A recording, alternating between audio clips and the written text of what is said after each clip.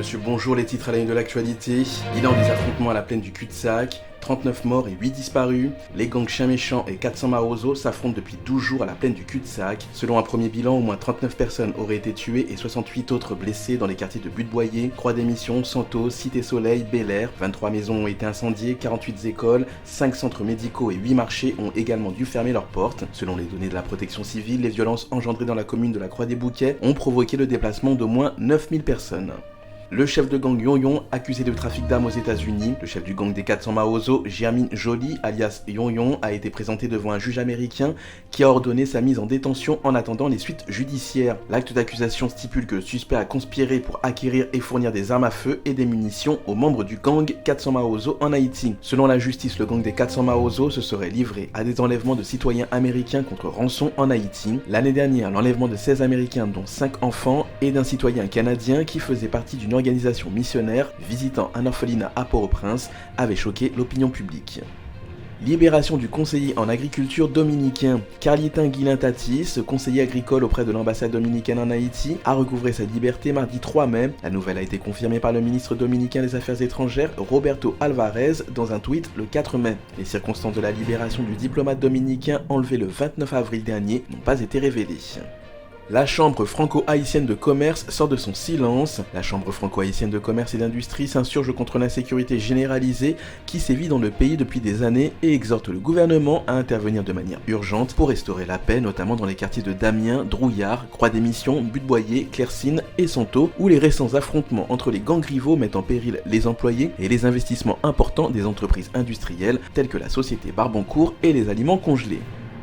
À présent, jetons un coup d'œil à l'actualité internationale. La Russie annonce avoir simulé des tirs de missiles nucléaires. La Russie continue de jouer avec la menace nucléaire pour gagner son bras de fer contre les Occidentaux sur l'Ukraine. Moscou a ainsi affirmé mercredi que son armée avait simulé des tirs de missiles à capacité nucléaire dans l'enclave russe de Kaliningrad. Après avoir envoyé des soldats en Ukraine fin février, le président russe Vladimir Poutine a proféré des menaces à peine voilées, laissant entrevoir une volonté de déployer des armes nucléaires tactiques.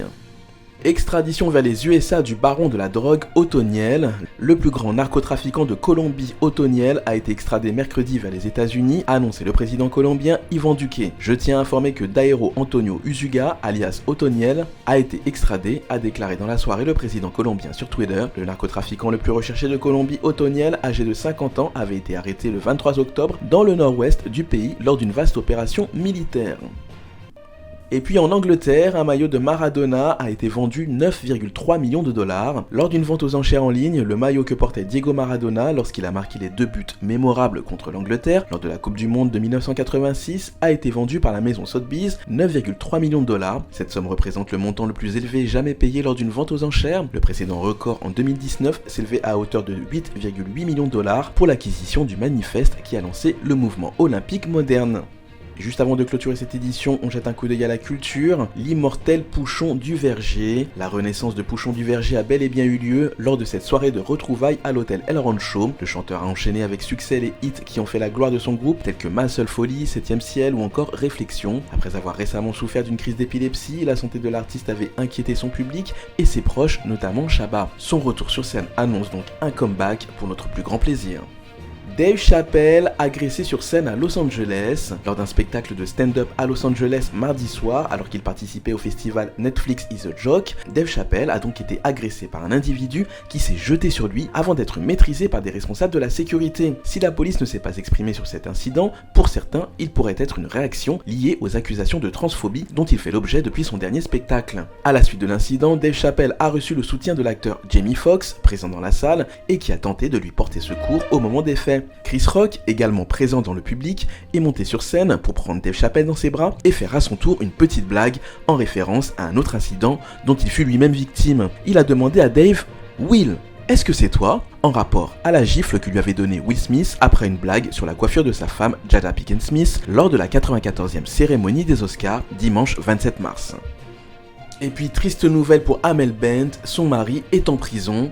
Condamné à 15 mois de prison pour avoir exercé illégalement la profession d'agent de sécurité, le mari d'Amel Bent, Patrick Antonelli, a été incarcéré à la prison de Nanterre. 4 mois après l'arrêt de la cour d'appel de Versailles qui lui avait évité la prison dans l'affaire du trafic de permis de conduire, qui avait impliqué des personnalités du foot et des médias tels que l'animateur Ali Badou, qui en échange de 4000 € avait reçu son permis de conduire dans sa boîte aux lettres, l'ancien gérant d'auto-école de Neuilly-sur-Seine est cette fois-ci accusé d'avoir exercé illégalement la profession d'agent de sécurité quand il avait remplacé un jour au pied levé un garde du corps de sa femme. Allez, c'est tout pour aujourd'hui, c'était les titres à la une de l'actualité. Je vous donne rendez-vous d'ici 30 minutes pour une nouvelle édition sur Juno 7.